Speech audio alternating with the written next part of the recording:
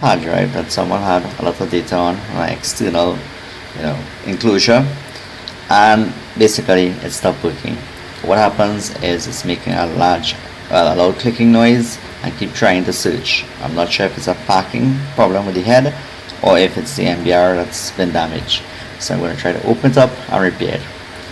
No clean room, no real equipment, on a small island, so probability of success is probably low, but there's nothing to be lost here because other than that, well, it doesn't work.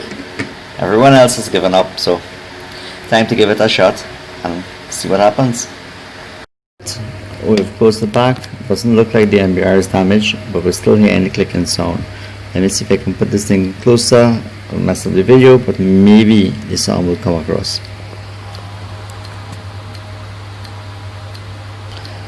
So what we're going to do is open it while it's doing that and see exactly what is happening. It's a lot more visible now what's happening.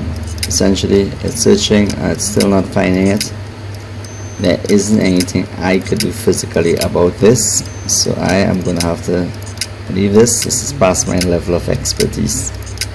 So I guess it's dead and there isn't much else that could be done at this stage.